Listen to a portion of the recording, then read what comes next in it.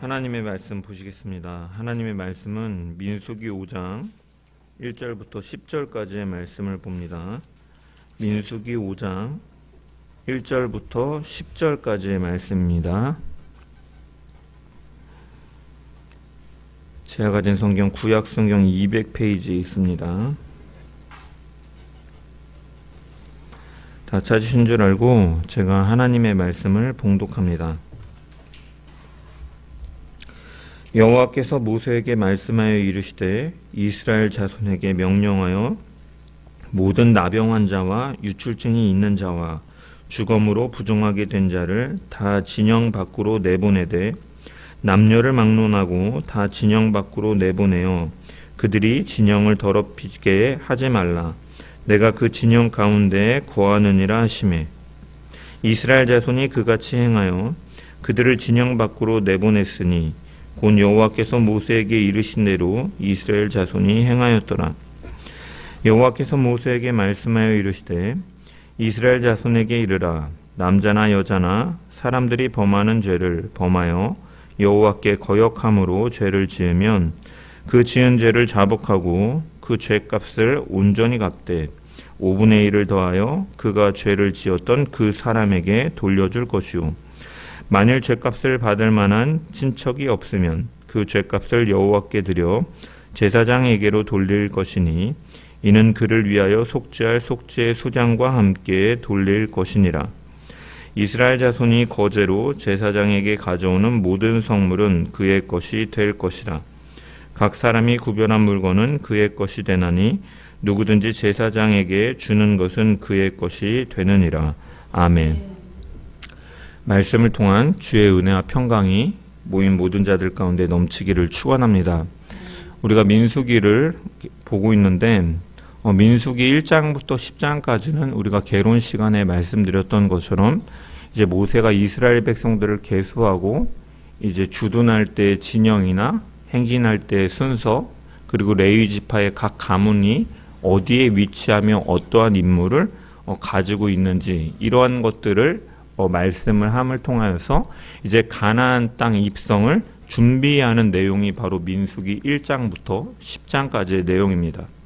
그래서 1장부터 4장까지는 이제 시내산을 떠날 준비의 일환으로 이스라엘 백성들과 레위인의 인구를 계수하였고 이제 지파별로 진영 내의 배치와 행군 시의 순서, 레위 가문의 임무 등에 대해서 다루었던 것이죠. 그리고 나서 등장하는 민수기 5장과 6장은 이제 거룩하신 하나님과 동행하는 데 있어서 가장 주의해야 될 사항이 무엇인가에 대해 다루고 있는 것이 바로 5장과 6장의 내용입니다. 본문 2절을 보면은 부정하게 된 자를 다 진영 밖으로 내보내되라고 말씀합니다. 즉 거룩하신 하나님과 이제 동행하면서 가나안 땅에 입성하는 과정 가운데 그들이 가장 중요시 여겨야 되는 것이 무엇이냐? 이 죄와 부정을 그들 가운데서 제거하라라고 하나님께서는 말씀하고 계시죠. 그래서 5장과 6장의 내용을 이렇게 간단히 구조를 보면은 어떠한 내용들이 이루고 있냐면 5장 1절부터 4절까지는 악성 피부병이나 유출증 그리고 시체로 인해서 부정한 자들을 어떻게 처리하는 것에 대한 그 처리의 문제에 대해서 그리고 5절부터 10절까지는 이제 속건제 제사를 통해서 이 죄의 처리의 문제에 대해서 그리고 11절부터 31절까지는 간음으로 의심되는 그래서 간음으로 인한 이 부정의 가능성에 대한 처리를 다루는 내용으로 이렇게 되어 있는 거예요. 그래서 이 5장의 내용은 이 거룩하신 하나님과 동행하기 위해서 이러한 부정적인 것들을 제거하는 내용을 다루고 있다는 것이죠. 그리고 이어지는 6장은 이제 거룩하신 하나님과 동행하기 위해서 5장은 앞전에 부정적인 것들을 제거하는 것에 대해서 주로 초점을 두고 말씀하였다면 6장은 1절부터 21절까지는 이제 나실인의 규례에 대해서 나오는데 그리고 22절부터 25절까지는 제사장의 축복문이 등장하는데 이것은 이제 그러한 긍정적인 부분들을 잘 지킬 수 있도록 언급함을 통해서 거룩하신 하나님과 동행하도록 이 긍정적인 부분들을 함양하는 내용이 이제 5장은 부정적인 것을 제하고 6장은 긍정적인 것들을 함양시키기 위한 내용으로 이루어져 있어서 5장과 6장이 이렇게 짝을 이루는 거죠. 1장과 2장이 짝을 이루었고 3장과 4장이 짝을 이루었고 5장과 6장이 이렇게 짝을 이루어지고 있습니다. 근데 이 5장과 6장을 그래서 제가 다루고 있는 이런 단락들을 말씀을 드렸는데 언뜻 보기에는 이 각 단원 사이의 연결성이 사실은 잘 보이지가 않기 때문에 이제 어떤 학자들은 이 5장과 6장을 이제 일관성 있는 본문으로 보는 것이 아니라 그냥 다양한 규례들과 제의의 내용들을 모아놓은 것이라고 해석하기도 합니다. 하지만 우리가 앞서 말씀드린 것처럼 이 마지막에 제사장 축복문을 제외하고 이런 내용들은 진영 내의 죄와 부정의 제거라는 주제를 중심으로 관통하고 있음을 우리가 발견할 수가 있고, 그래서 이 거룩하신 하나님과 동행함에 있어서 가장 중요한 것은 바로 진영 내의 죄와 부정을 제거하는 것이기 때문에 이러한 내용들이 언급되고 있는 것이죠. 그러므로 이 5장의 말씀은 하나님의 백성 그 공동체 곧 교회가 어떻게 거룩함과 정결함을 유지함을 통해서 하나님과 동행하는가에 대해서 우리에게 주시는 교훈을 또한 발견할 수가 있는 것입니다. 오늘날 우리는 광야를 걷는 이스라엘 백성들처럼 이 세상이라는 광야를 지나서 하나님의 나라를 향해 나아가는 교회 공동체이죠. 그러면 하나님께서 그 가나안 땅 입성을 향해 나아가는 이스라엘 백성들에게 요구하시는 이 거룩함은 오늘날 교회에도 동일하게 적용되는 것이죠. 하나님께서는 오늘도 우리 가운데 거하시며 우리가 그분의 백성으로서 거룩함을 추구하기를 원하신다라는 거예요. 그래서 오늘 말씀을 통해서 우리 각자가 어떤 우리 교회 공동체가 어떠한 자세로 살아가야 할지를 깊이 깨달을 수가 있다라는 것이죠. 그래서 이제 본문으로 들어가서 좀 자세히 살펴보면 1절부터 4절은 그 부정한 사람의 처리를 다루는 내용이고, 그래서 이 핵심은 2절이라고 할 수가 있습니다. 2절의 말씀을 다시 한번 읽어보면 이스라엘 자손에게 명령하여 모든 나병 환자와 유출증이 있는 자와 주검으로 부정하게 된 자를 다 진영 밖으로 내보내라 라고 하나님께서 명령하십니다. 이 부정한 자에 대한 언급으로서 한글 성경은 가장 먼저 등장하는 것이 먼저 모든 나병 환자라고 이렇게 언급되어 있습니다. 이 나병이라고 번역된 히브리어의 원문을 보면은 이 히브리어의 원형이 이 짜라라는 단어인데, 이 짜라라고 표현되는 이 질병은 전통적으로 이제 문둥병, 나병, 그리고 현대 의학 용어로 이제 한센병으로 이해되어 왔습니다. 하지만 이제 성경 신학이 발달함에 따라서 이제 이렇게 나병이나 문둥병으로 한센병으로 해석하는 것은 이제 잘못된 것으로 보는 것이 사실은 정설이에요. 왜냐? 구약 시대에 이 팔레스타인 지역에 이 나병, 문둥병, 한센병이 존재한 증거가 없다라는 것이 바로 첫 번째 이유이고, 두 번째로는 레위기 13장에서 14장을 보면 이 짜라에 관한 질병을 이렇게 다루고 있는데 언급된 증상들이 우리가 생각하고 알고 있는 한센병, 문둥병과 다르다라는 것이죠. 그래서 한센병은 이제 피부에 발현되는 병으로 옷이나 가죽이나 집의 벽에 발현되지 않는데, 레위기 13장을 보면은 이러한 짜라에 대해서 언급하면서 옷이나 가죽이나 집안의 벽에 색점이 퍼졌을 때 어떻게 대처해야 되는가에 대한 규례들이 담겨 있다는 거예요. 그래서 이제 이 짜라와 같은 것은 이제 짜라와 관련된 질병은 그냥 나병, 문둥병, 한센병을 가리키는 것이 아니라 이제 오늘날에는 이 병에 관해서 악성 피부병 그리고 악성 곰팡이 정도로 번역하는 것이 오늘날 성경학자들의 일반적인 견해입니다. 그래서 이런 병에 걸린 사람은 레위기 13장을 보면 이제 부정한 자로 선언되고 이제 그는 옷을 찢고 머리를 풀고 윗입술을 가리고서 스스로 부정한 자다라고 외침을 통해서 다른 사람들의 접근함을 통하여 그 부정함이 오염되지 않도록 이렇게 하고 진영 밖에 그 병이 나을 때까지 거주해야 됐던 것이죠. 그래서 이 2절에 이런 자를 진영 밖으로 내보내라라는 이 명령은 레위기의 정결법 규례와 상응하는 것이라고 할 수가 있습니다. 그리고 두 번째로 언급되는 것이 이제 유출증이 있는 자인데, 이 유출증이 있는 자 역시도 2절에 보면 진영 밖으로 내보내라라고 명령하고 계시죠. 이 유출증으로 번영된 히브리어는 이제 조부라는 단어인데, 흐르다, 쏟아져 나오다라는 이 주부라는 단어에서 파생된 말로서 계속해서 유출물들이 분비되고 있는 상태를 가리키는 거예요. 그래서 여기 나오는 유출병이 이제 레위기 15장에 언급되는 것처럼 여성의 정기적인 월경이라든지 아니면 병에 의해서 그 생식기에 출혈이 있는 것, 그리고 더 넓은 의미에서 여성뿐만이 아니라 남자의 생식기에도 어떠한 염증이나 성병으로 인해서 그러한 고름과 같은 유출물들이 계속해서 분비되는 그러한 상태를 가리키는 거예요. 근데 이 레위기 15장의 그 유출병에 관한 정결법을 보면은 이러한 유출병에 대해서 이들을 진영 밖으로 내보내야 된다라는 규례는 말하고 있지 않은데, 오늘 본문 2절에는 그들을 내보내라 라고 이렇게 말씀하고 있다는 거예요. 레위기 15장에는 그냥 이들을 어떻게 이제 나중에 치료가 되고 정결 예식을 통해서 그들의 부정함을 정함으로 회복하는 그 규례에 대해서 다루고 있지만, 진영 밖으로 내보내라는 말은 없는데 2절에서는 그런 명령 속에 이것이 포함되어 있다는 것이죠. 그리고 세 번째, 시체를 통해서 부정하게 된 자들 역시도 마찬가지입니다.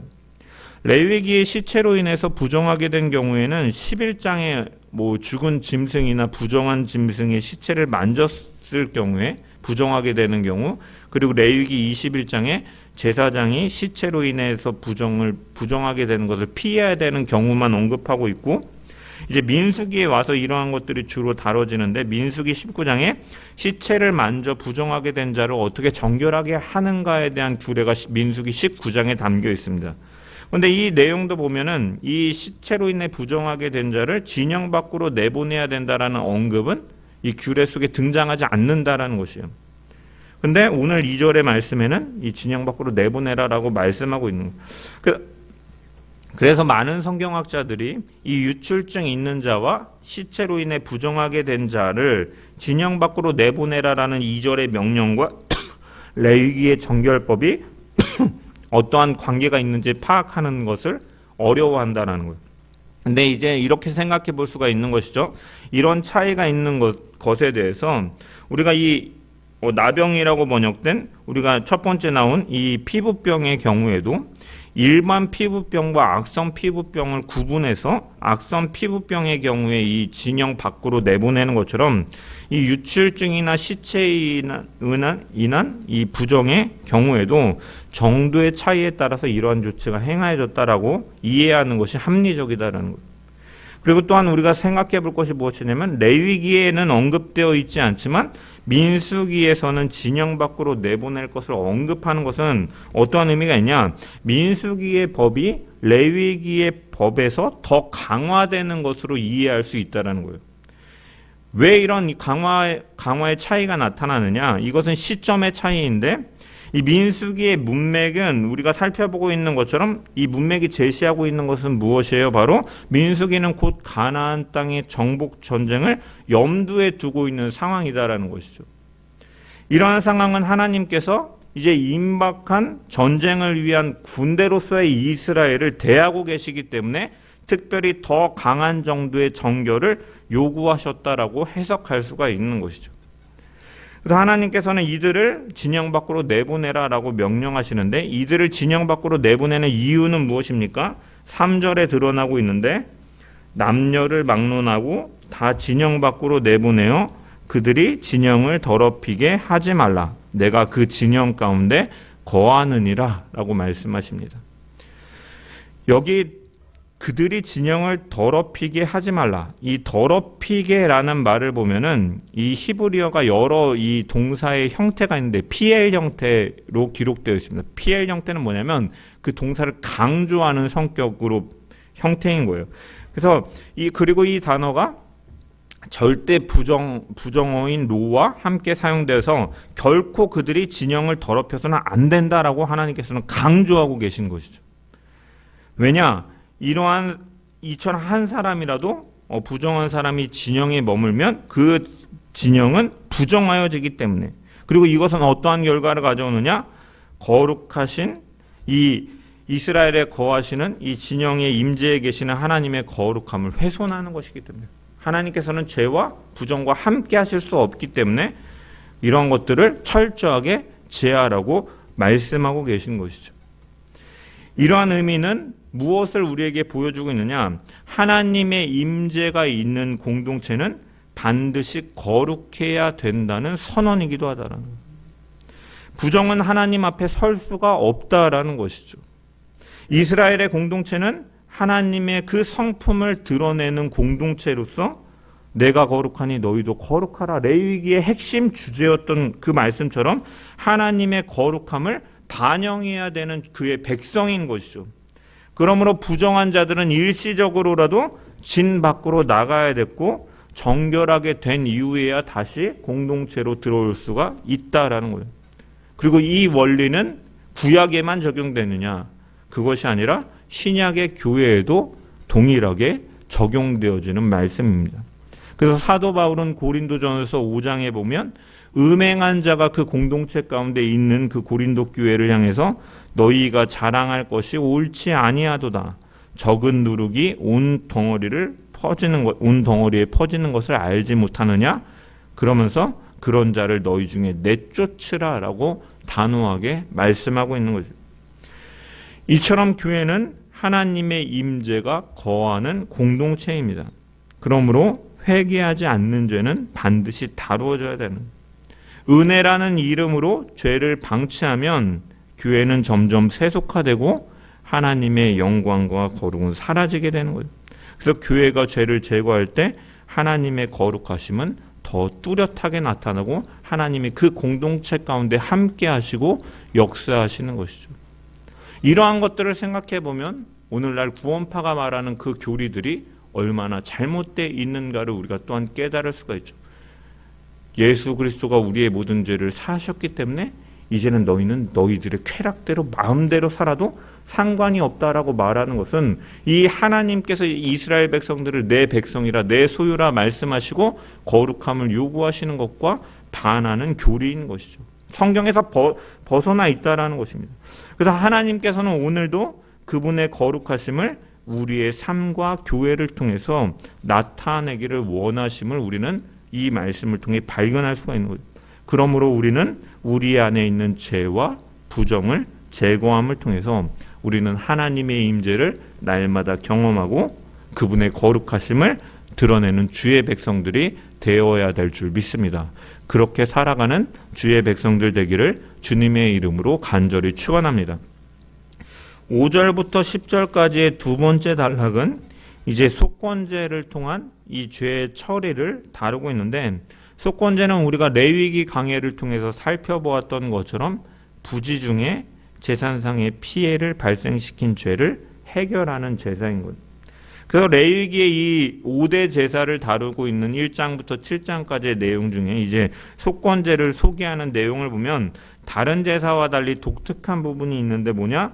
다른 제사들은 제사의 의식을 소개하는데 주로 내용이 할애되어 있는데 반해서 이 속건제는 그 죄가 어떠한 성격을 가지고 있고 이 죄를 지었을 때 제물을 어떤 거를 바쳐야 된다. 이 제물의 가격이 강조되는 특징이 있다라고 말씀을 드렸죠. 이것은 속건제가 분명히 그 죄의 해결에 있어서 제대로 된 배상을 통해서 해결돼야 됨을 강조하고 있음을 말씀하고 있다라고 우리가 레위기를 통해 살펴보았습니다. 그래서 이 속건제를 통해서 죄를 처리하는 방식은 두 가지 요소로 이 7절에 나오는데, 7절을 보면은 그 지은 죄를 좌복하고 그 죄값을 온전히 갚되 5분의 1을 더하여 그가 죄를 지었던 그 사람에게 돌려줄 것이오 라고 말씀합니다. 먼저는 지은 죄를 하나님과 사람 앞에서 자복케 하고, 두 번째로는 보상이 이루어져야 된다는 것이죠. 이것을 통해서 드러나고 있는 원리는 무엇이냐? 하나님께서는 피해에 대해서 보상할 것을 말씀하고 계시죠. 그 죄값을 온전히 갚되 그의 5분의 1을 더하여 그가 죄를 지은 그 사람에게 돌려줄 것이요. 그래서 이 죄를 제거하는 것은 무엇이냐? 단순히 이 회개라는 것은 입술의 행위로 끝나는 것이 아니다라는 거예요. 삶의 변화를 통해서 나타내야 된다라는 원리를 보여주고 있다라는 것이죠. 누군가에게 피해를 주었다면 그 피해를 반드시 돌려주어야 된다라는 거예요.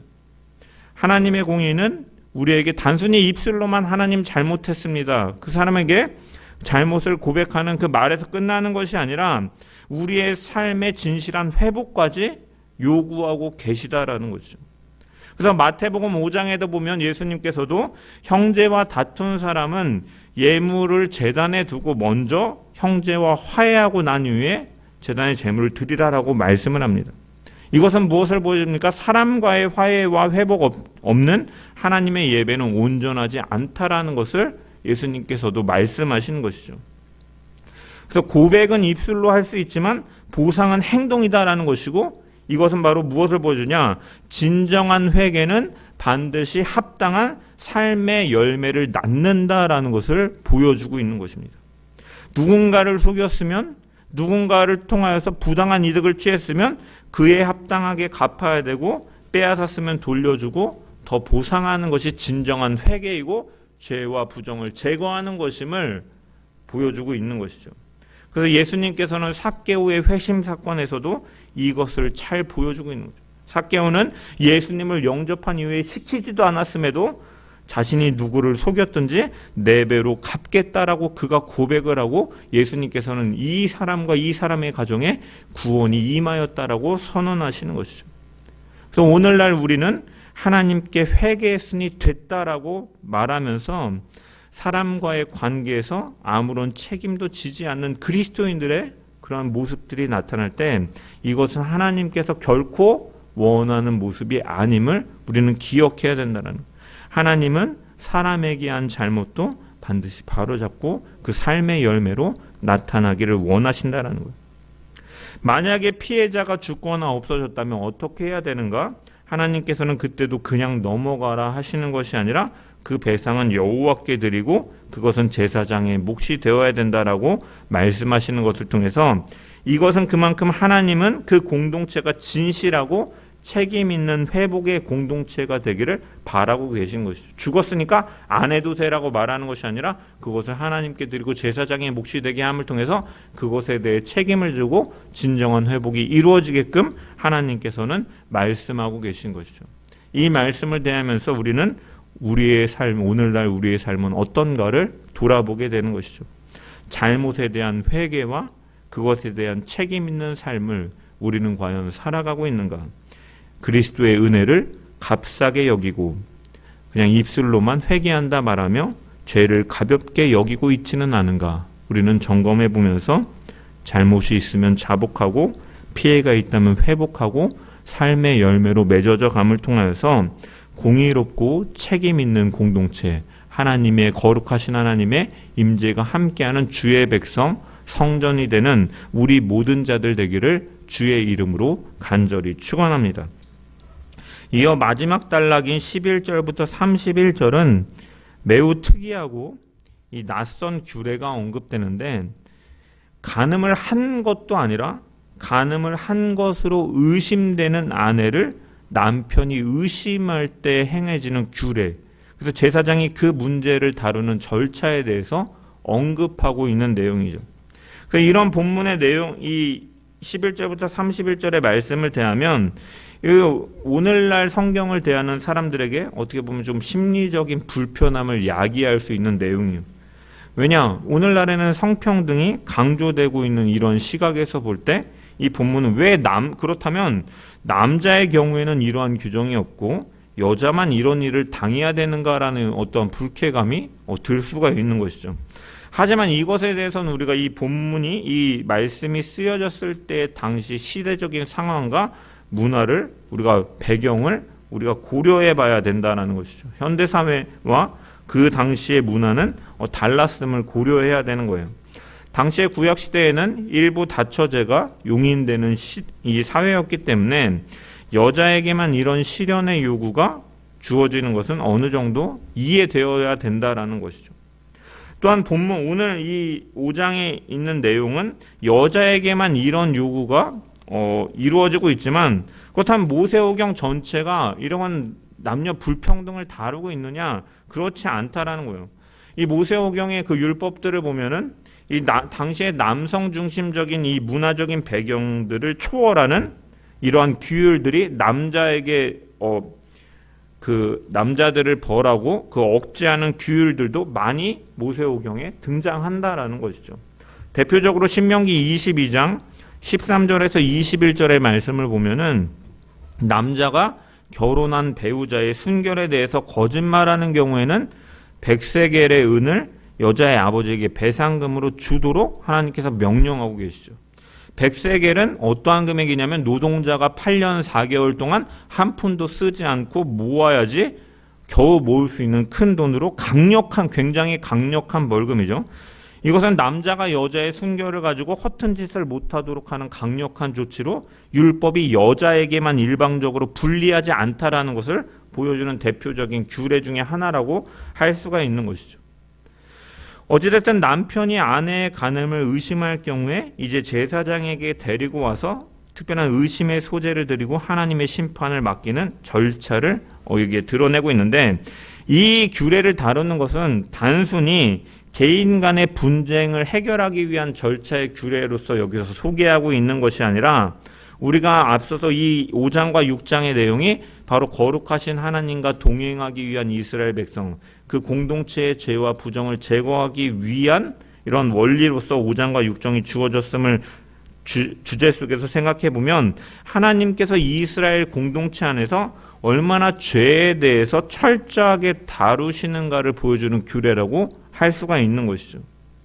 그래서 이 절차에는 두 가지 경우가 있는데, 실제로 간음을 했지만 증인이 없는 경우, 둘째 실제 간음은 없었지만 남편이 의심을 품게 되는 경우. 그래서 하나님은 이 양쪽 모두에 대해서 엄정한 판결을 내리시는 구조를 다루고 있는데, 만약에 여자에게 죄가 있다면 성막들에서 취한 이 흙을 이 토기에 있는 물에 들고 이 저주의 맹세를 따라하게 한 후에 여자가 그 물을 마시게 되고, 만약에 여자가 정말로 간음하였다면 그 물이 여자에게 효력이 발휘되어서, 효력은 21절의 말씀과 같이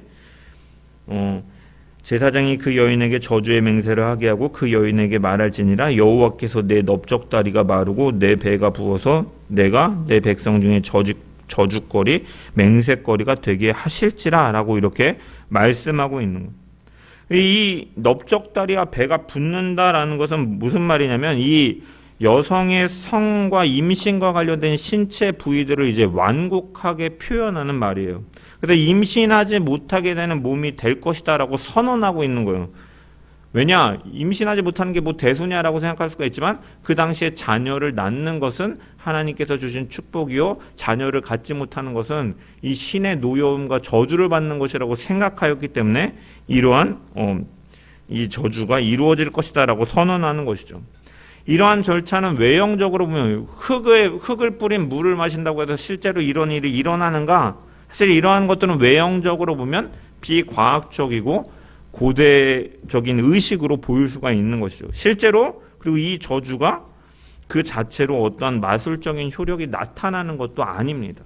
그렇다면 하나님께서는 왜 이런 행위를 하라고 말씀하시는가? 이러한 목적이 있는 거죠. 여러분, 어떠한 그 제사 의식은 어떠한 가치를 분명히 드러내는 기능을 한다는 거예요. 예를 들어서 대표적으로 결혼식이라든지 아니면 최근에 대통령이 이제 당선이 돼서 대통령 취임식과 같은 행사를 하잖아요. 근데 사실 그 의식 자체에는 특별한 기능이 없다라는 거죠. 결혼식을 하는 것이 부부가 되는 법적 효력을 발동시키는 것이 아니라 혼인 신고를 해야 그 두 사람이 부부가 되는 것이죠. 대통령도 선거를 통해 당선되는 것이, 취임식은 취임한 것에 대한 어떤 일종의 세레모니에 불과합니다. 하지만 결혼식을 하는 것 또한 취임식을 하는 것은, 그러한 의식들은 무엇을 나타냅니까? 그것이 얼마나 가치가 있는가, 그것이 얼마나 그것들에게 부여되는 이러한 중요성들에 대해서 나타내는 것이 바로 이러한 의식이다라는 거예요. 마찬가지로 오늘 이 본문의 5장에 등장하는 이러한 의식도 하나님께서 이 공동체의 가장 작은 단위라고 할 수 있는 이 가정 안에서조차 죄를 가볍게 여기지 않으신다. 그리고 그것을 다루시겠다라는 의미를 담고 있는 것이죠. 그래서 간음은 이스라엘 공동체의 가장 기초인 이 가정을 무너뜨리는 심각한 죄고, 하나님께서는 이 죄가 실제든 의심이든 절대로 방치하지 않으시겠다. 반드시 진실을 드러내시고 그 죄를 제거하시겠다라는 의지를 보여주는 말씀이다라는 거예요. 그래서 이 말씀은 우리에게 또한 스스로 점검하게 하는 거죠. 간음을 의심하는 여인이 있다라는 것은 그 간음이 걸리지 않도록 은밀하게 숨기는 것이죠. 이 은밀한 죄에 대해서 우리는 어떠한 태도를 보이고 있느냐? 우리는 죄의 모양이라도 멀리하려는 모습을 보이고 있는가? 아니면 아무도 모르니까 괜찮다고 하면서 스스로 위로하고 있지는 않은가? 하나님께서는 겉으로 드러나지 않는 죄라고 해서 방치해서는 안 됨을 말씀하고 계신 것이죠. 그래서 하나님의 백성은 외적으로 뿐만이 아니라 마음의 정결함도 추구해야 됨을 오늘 말씀은 보여주고 있는 것이죠. 그래서 예수님께서도 산상수훈, 마태복음 5장부터 8장까지의 산상수훈을 통해서도 천국 백성의 더 나은 의에 대해서 말씀하시는데, 당시의 사람들은 어떠한 행동을 하는 것만을 죄로 생각해서 하느냐 마느냐만을 그것을 죄냐 아니냐로 판단했다면, 예수님께서는 그 이전에 너희가 그 행동을 하기 전에 너희가 마음으로 음욕을 품으면 그것이 곧 간음이다 라고 말씀하고 있는 것처럼, 그 이전의 마음과 생각, 그 동기의 중요성을 강조하고 계신 거예요. 드러나지 않더라도, 외적으로 드러나지 않더라도 너희의 마음속에 그러한 것들이 은밀한 가운데 있다면 그것이 죄다라고 말씀하고 계신 것이죠.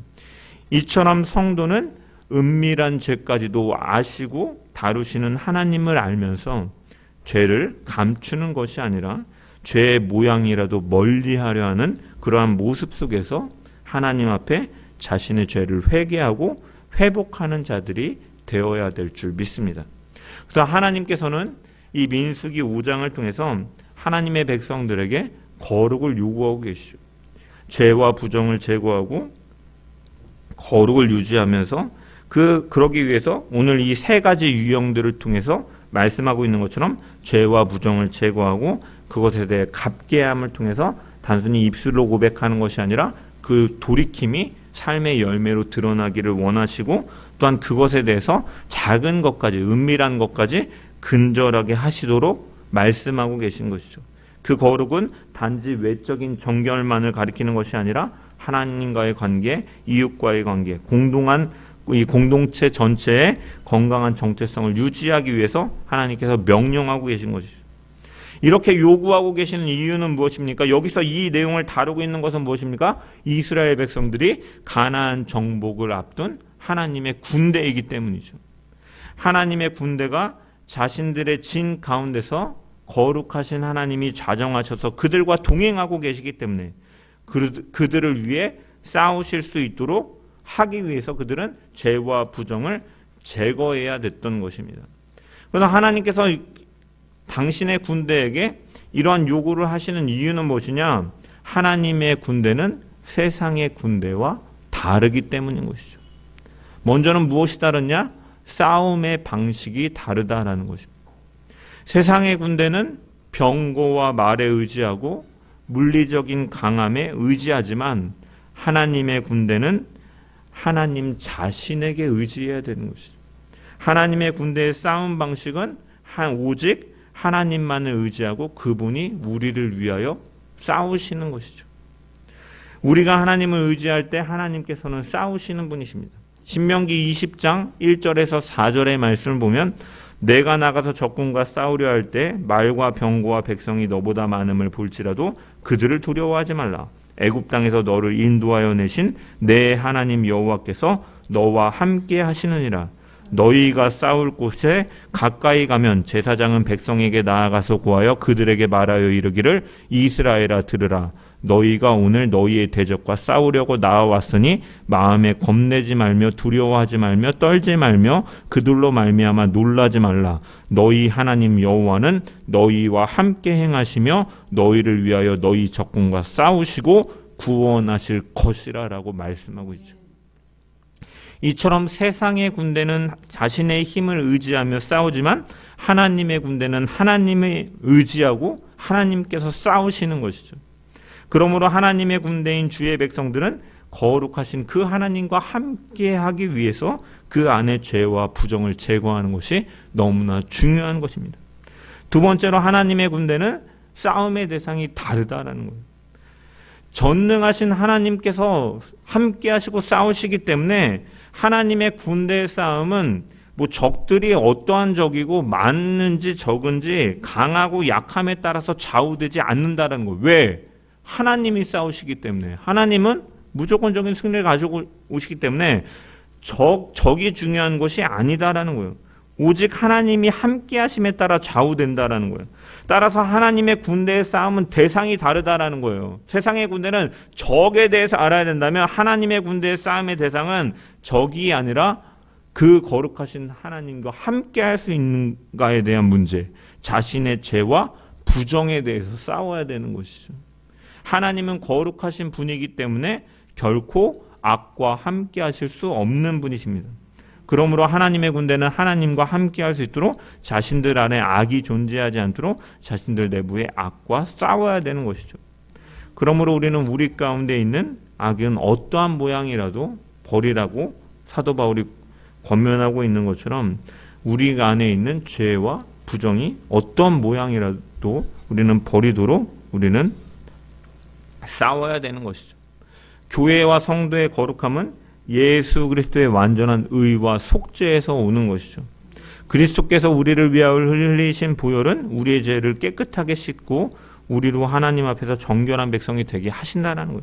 그러므로 우리는 이 죄와 싸우고 죄와 부정을 제거하기 위해서 우리는 무엇을 해야 되냐? 성령을 의지하는 가운데 날마다 십자가의 은혜를 붙들고 그 은혜를 헛되이 받지 않고 날마다 죄를 미워하고 성결을 향해 나아가는 주의 백성들이 되어야 될 줄 믿습니다. 공중의 권세 잡은 자와의 전쟁, 세상과의 전쟁에서 이기는 방법은 우리의 힘에 있지 않다라는 것이죠. 오직 거룩하신 하나님과 동행하는 것에 있기 때문에 우리는 그리스도 안에서 우리 안에 있는 모든 죄와 부정에서 떠나 하나님이 우리의 편이 되시고 우리를 위하여 싸우심으로 그 승리를 경험하는 주의 백성들 되기를 주님의 이름으로 간절히 축원합니다.